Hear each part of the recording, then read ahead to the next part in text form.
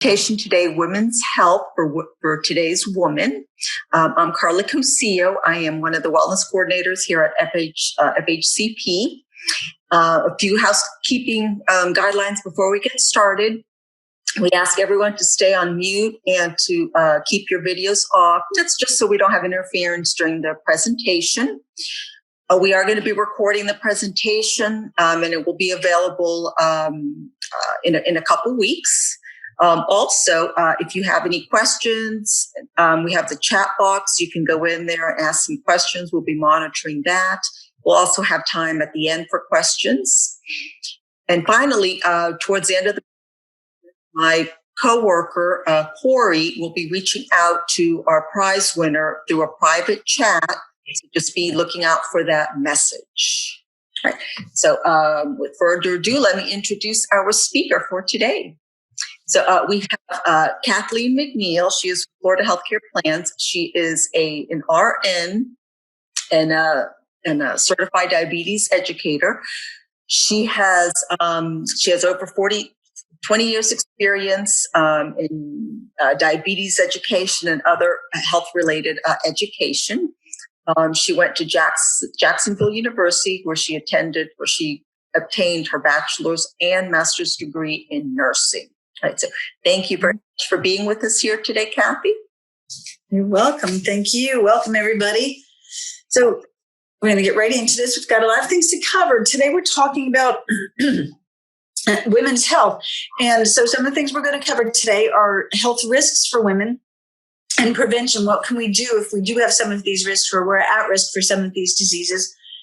The daily recommended intake for certain things to help keep us healthy and keep us on our path. Screenings that we should be having done.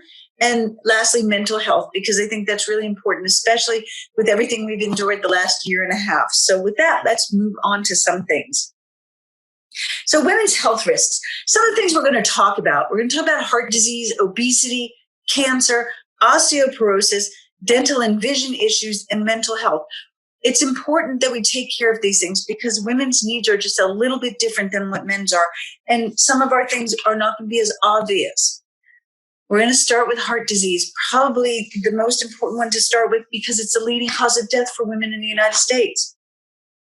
1 in every 4 women will die of cardiovascular disease, and that includes anything such as heart attacks, strokes, atherosclerosis, arrhythmias, and heart valve problems. The staggering statistic is women are more likely to die from a heart attack than a man because our symptoms are nonspecific and we don't always know we're having a heart attack. With the men, you see it on TV and they have crushing pain in their chest and then they fall down and everybody knows they're having a heart attack. But with women, it's really, really, really subtle sometimes. Sometimes just a little short of breath or maybe some jaw or neck pain, sweating, a feeling of anxiety or panic. Maybe some pain between your shoulder blades. Very, very non-specific things. The bottom line is if you feel something inside and you're just not feeling right and you're not sure what's going on and your gut says something's wrong, listen to your gut. I firmly believe in women's intuition and your gut's going to tell you if something's going on. And so we want to make sure that you listen to what your body's telling you. Some risk factors for strokes that I want people to know because these are important. We can prevent a lot of these things from happening if we just modify some of these risk factors we have. So smoking is a major risk factor for stroke. Sedentary lifestyle. We need to get up and we need to be moving and we need to be active. And we're going to talk a little bit more about that in a little while. Being overweight, high blood pressure, and if your diet's high in saturated fat, these are all signs that we're heading toward that stroke and we're going to have a major issue. So some ways to decrease our risk for heart disease in women. These are things that we can do to help get ourselves in control. So number 1, get active. Get up and get moving. And activity we're going to talk about because we need to. Bottom line is we need to get ourselves moving so that we're not just sitting there and clogging our arteries and becoming couch potatoes. We need to control our cholesterol. Well, that's easy to say, but do you know what control is? Control, we have certain parameters we need you to get in. So first is our HDL. That's our healthy or our happy cholesterol. Our HDL in women need to be greater than 50. Now, I know we have some men on here, so our Our HDL for men is greater than 40. And we want to get that as high as we can because that's a healthier way for our heart to beat. Our LDL cholesterol, which is our lousy one or our lethal one, that one we want to be less than 100, definitely. Okay? Sometimes they're going to tell you even less than 70. But we want to get that one low. The lower the better for that one because that's our bad cholesterol. That's the one that can hurt us. Our triglycerides are a storage form of fat, and triglycerides need to be less than 150. So when you're looking at your lab work, these are things you want to look for. Now, it says manage blood or eat better. Let's talk about eat better. We definitely want you to eat healthy, and we do have some ways to help you eat healthy. We'll show you some of our programs at the end of this presentation so you can see what we've got available to you. If you know you're not eating healthy and you need some help, we've got some people that can help you. I want you to manage your blood pressure. Now, the American Diabetes Association says that blood pressure should be less than 140/90, but ideal would be less than 130/80. But here's the big factor. If your doctor tells you 120/80 or 120/70, we do not supersede your doctor. If your doctor wants you in tighter control because of your other health conditions, then you listen to your doctor and you do what your doctor is asking you to do. We want you to lose weight if you're overweight. That's really important. You know, carrying around this excess weight puts a strain on our heart, puts a strain on our bodies, and it really can make a big difference. So we're going to talk about weight loss in just a second. We want you to reduce your blood sugar. Diabetes and heart disease and strokes and heart attacks, they go hand in hand. They just love each other. And we need to get our blood sugars down so we can keep our blood flowing so that you won't have major issues with it. And then, of course, lastly, stop smoking. We need you to do that. So I mentioned that we need to lose weight. Okay. Obesity is a medical condition in which excess body fat has accumulated to the extent that it may have a negative effect on health and leads to reduced life expectancy and or increased health problems. Obesity really can dampen your quality of life, and we want you to have a good quality of life. Now, obesity is measured by something called a body mass index. And you can see on our chart here that we even have a category for underweight. Normal weight is body mass index of 18.5 to 24.9. Once you hit 25, you're in the overweight category. And if you get up to 30, you're in the obese category. And 35 or greater, you're in extreme obesity. So you want to know what your BMI is or kind of where you are. And your doctors can tell you that because it's calculated when you get on the scale in their offices and they look at your height and weight and it calculates your BMI and they can tell you where you are. But we definitely want to get that BMI down into a normal category. We want to get you to where you're supposed to be. But don't think you're alone. Okay. This shows our obesity trends from 1990, 2000, and 2010. And this is basically a BMI of greater than 30. And you can see back in the 1990s, we had some states that had the percentage of the residents in the 10 to 14% range. But by 2000, we were heading up to the 20 and 24% range. And by 2010, we're greater than 30% in the obesity category. Now that was 2010. That was a decade ago. Here comes 2020. And you can see that we have many states in the 35 to 40% range. And we've got some that are starting to venture on that 40% or greater. So we definitely our country's getting heavier and it's not getting healthier. This is something that we really need to work on and we really need to get ourselves in control. More than 1/3 of all U.S. adults are obese. And obesity can lead to a lot of different things. It can lead to type 2 diabetes. It can lead to cardiovascular disease. It can lead to strokes and even certain cancers. And I know we don't usually attribute cancer to being overweight, but it can happen. So being obese can even make you more at risk for certain cancers. The staggering number is the estimated annual medical cost to treat obese individuals is $147 billion. It's amazing. So we definitely need to do something. So what do we want you to do? We want you to just get some weight loss. And I'm not talking you have to lose 100 pounds at once. 5 to 10% of your current body weight will help improve your health tremendously. But we lose weight by our energy out and our energy in. If we take more in by way of food than we're expending by way of movement and exercise, then we're going to gain weight. We have to make that energy out greater than what we're taking in if we really want to get that weight to come off and start to turn itself around. So that's our first goal, is try and get some of that off. Next, we're going to talk about cancer. Now, I know I'm going fast, and that's because we want to finish everything and give you time for questions. So just bear with me. And please ask the questions if you have them, because they'll monitor them as I'm talking. Cancer is a disease in which abnormal cells divide without control and are able to invade other tissues. That's a definition given to us by the National Cancer Institute. Cancer is a second leading cause of death in women. So we need to pay attention to this. Our three primary cancers that I want you to be mindful of: breast cancer, colon cancer, and ovarian cancer. Right? These are three cancers that affect women greatly. Breast cancer, risk factors. Risk factors for breast cancer include sedentary lifestyle, obesity, alcohol consumption, high-fat diets, and genetics. All of these can come into play when it comes to breast cancer. Colon cancer is number 3, right? So prevention of colon cancer. Well, risk factors for colon cancer are going to be including if you have a low fiber diet, or you have a diet that's high in animal fat or saturated fat, you have inadequate calcium. These are all things that can help lead to that colon cancer. So prevention is going to be to reverse those things. Make sure you have a high fiber diet. Make sure you have a diet that's low in animal fat and saturated fat. Make sure you have adequate calcium intake. Ovarian cancer, believe it or not, ovarian cancer the risk is increased with obesity. Now, there are other things that also increase risk, but I was surprised to even see that obesity was increased risk for ovarian cancer. Other risk factors that you need to consider: if you had your children late in life, that means your first pregnancy was after the age of 35, or you never carried a pregnancy to term. These are risk factors for ovarian cancer. Hormones that are given after menopause can put you at risk. Family history of ovarian, breast, or colorectal cancer, or a personal history of breast cancer. These are all risk factors for that ovarian cancer. So what can we do?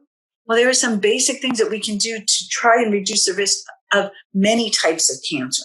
Okay, eating a healthy diet, engaging in regular exercise, not smoking, and getting those screenings done. We have screenings that are out there to help find if we're at risk, or if we catch things early. A lot of times we can turn around, we can get rid of it, and we can even sometimes cure it and make people cancer-free, but we have to find it early. So screenings are going to be paramount. Moving on, another major problem for women is osteoporosis. And this is a bone disease. It's characterized by a decrease in bone mass. And you can see that our bones just get more brittle and smaller and fragile. According to the World Health Organization, a bone mineral density that's 2.5 standard deviations below the mean peak mass is going to be osteoporosis. That means they're going to measure your bones at a healthy point, and if you end up 2.5 standard deviations, and deviation goes either direction for something, but 2.5 deviations below, then it's osteoporosis. It will affect 10% of the women over the age of 50. So this is a lot of people there. To reduce our risks of osteoporosis, well, that includes the CDEs: calcium, vitamin D, and exercise, particularly weight-bearing exercise. We're talking about bones here, so you've got to put some force on those bones if you want to help keep them healthy. You have to have weight-bearing exercise. We also need to prevent falls, and sometimes they need to put people on bone-friendly medications. If you are at risk or you do start to show some decline, they will give you something to cover that. Now, when it comes to these vitamins, everybody says, well, how much do I need? Do I know how much I need? That's where these daily recommended intakes come in. And you can see that the needs are different at different ages. And I will come back and put this up at the end for you if you don't get it written down. I did this with the last group that we did. Women between 19 and 50 need 1,000 milligrams of calcium a day. But once you're over 50, that jumps up to 1,200 milligrams a day. Our vitamin D is 600 international units until you're over 70, and then it needs to jump up to 800 international units. However, we need to get people getting their vitamin D screened right now. Many people have been inside a lot more over the last year and a half, and we're seeing a lot of people with vitamin D deficiency. So make sure your doctor checks it. Vitamin D deficiency can manifest things in many ways, including things like fatigue, depression, hair loss. So we want to make sure that your vitamin D levels are good. Iron is actually higher for the 19 to 50 group because they're childbearing age and they still have menstrual cycles. Those menstrual cycles drain the body. And so the iron needs are greater when you're between 19 and 50. So we need 18 milligrams a day. Over 50, it drops down to 8. So these are the different parameters that you need to think about depending on what age you're at. Dental and vision exams are really, really important. Dental exams, obviously, we want you to see the dentist. We want to prevent any kind of mouth issues. We want to promote good hygiene. And it's important that you see the dentist because the dentist is the only one that's going to screen for oral cancer. They're the only one that looks in your mouth for you. A lot of people have been afraid to go to the dentist over the past year and a half because they think it's not safe and because they're in your face and in your mouth. And they are very safe. And I can tell you from personal experience, our dentists have everybody really, really safe and they keep things clean and it's not been a problem. And I've been able to go all through this pandemic. So I do encourage everybody to please go back to the dentist and see the dentist. Now, our vision exams, it's recommended every 2 to 4 years for normal people. But if you already wear corrective lenses, and that also includes your picking up readers, that means there's something different with your eyes. We really need to try and get those annual exams done. We want you to be getting those annually. If you have diabetes, that annual exam has to include a full retinal exam. We need somebody looking way back on your eye to check the health of your eyes. And we do track annual eye exams for people with diabetes because it is that important. Now, I promised you earlier that I was going to come back and talk about activity. And we have to talk about activity because we've got to get moving. I had a doctor once tell me that if he could write the perfect prescription for anybody to cure almost all diseases, it would say exercise. Exercise is that important, but nobody likes the word exercise, so we call it activity. You need to get 150 minutes of extra activity per week. That means on top of your normal job duties or on top of what you normally do at home. Extra activity, 150 minutes a week, 30 days or 30 minutes most days, total of 5 days in that week. Okay. Now, in order to keep yourself motivated and get yourself to want to do this, you have to find something you like to do. If you go to the gym and you really hate the stationary bike, don't get on the stationary bike. Get on the treadmill or the elliptical machine. There's so many other choices. If you don't particularly like walking, ride a bike or find something to do, but find something you like to do. I have many patients tell me all the time, I love to dance. Well, great. Turn on your music and dance in your room for 30 minutes and really get some good activity and good movement going. There's nothing wrong with that. And if you like to do it, you're more likely to keep doing it. Be accountable to somebody in some way, whether that somebody is a friend, a program coach of some kind, a trainer, or even our four-legged companions. Our four-legged companions can be really, really great motivators because they have to go or you get stuck cleaning up the mess. So be accountable to somebody. Before I moved here, my coworker and I joined the gym together, and she kept me accountable because I knew that if I didn't get up and go to the gym before work and she got up and got out of her bed, I was going to face her wrath when I got to work that day. So we kept each other accountable and we kept each other going. And it was really a good motivating factor for both of us. One thing I do want to mention is that when you're being active or trying to be active, people always wonder, well, how do I know if I'm walking fast enough? Well, here's something I want you to think about. It's called the sing and talk test. The talk part says that you have to be able to carry on a conversation when you're walking with somebody or when you're exercising with somebody. If you can't carry on a conversation and you're huffing and you're puffing and you just can't get it, you've got to slow down. You're working too hard. But if you can belt out a really good song and sing the national anthem or something, you're not working hard enough because singing uses extra air exchange. And therefore, if we can sing, we need to pick up the pace a little bit farther. All right. So bottom line, get moving. Okay. Now, as far as prevention and screening go, I'm going to move us over here. We've got a lot of different screenings that we want to do. Okay. Breast and reproductive screenings are first. Everybody has heard about the mammograms. Mammograms, women 50 to age 74 every 2 years. Generally, screening is no earlier than 40 for average risk women, but sometimes if you have a high risk in your family or family background, they will screen you earlier. But it's recommended every 2 years. Now, sometimes people have to go annually because they have other issues, or sometimes they're going every 6 months. Again, we do not supersede the doctor. So what I'm telling you, if your doctor wants you to have a mammogram annually, you go annually. As far as pap smears go, generally they say if you're between 25 and 65, every 3 years. However, there's a caveat to it. If you have a pap screen, you're between 30 and 65, and have a pap screen with HPV testing, then you only have to do it every 5 years. But if it's a pap alone, every 3 years. But please get these screenings done. For colorectal health, we need colonoscopy done. And that's usually beginning at the age of 45 now. They keep changing that, making it a little bit lower. And as often as your gastroenterologist tells you to. The general rule is if they don't find any polyps or anything when they do your first one, then you can come back in 5 years. If they find things, you come back in 3 years. But again, there are people with other conditions or health issues that have to have them annually or more frequently. So you listen to what the doctor tells you. Now, dermatology is important. This is another thing that we want people to get screened. Now, know that these things are all tied to your copays. They're not free, but we do have the screenings available. And we want you to be able to go to a dermatologist to get your skin looked at and make sure that you don't have any melanomas or skin cancers growing and that they can take them off and keep you healthy. As far as osteoporosis, you can get bone density tests done. Now, some doctors will start those at the age of 50 or 55, and some doctors wait a little bit later.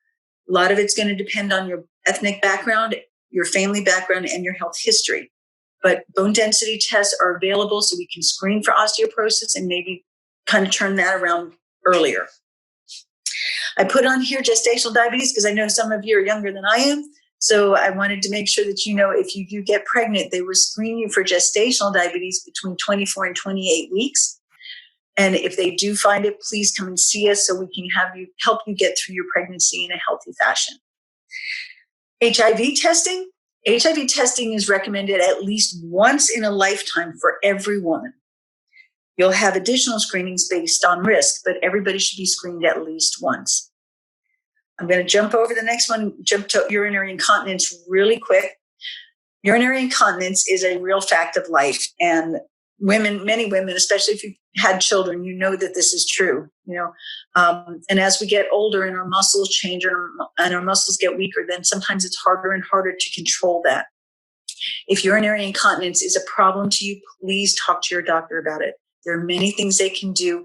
There are medications, there are exercises they can teach you, and there are even procedures that can be done to kind of tighten things up so you won't have that leakage. Interpersonal and domestic violence is something that you don't screen for yourself, but it's something that your healthcare workers should be screening you for. And it's something that I want to mention because when they ask you these questions, please don't be insulted. We need to make sure that women are safe. So they're going to ask you about things. Interpersonal and domestic violence include things like physical violence, sexual violence, stalking, and psychological aggression. And that includes any kind of coercion.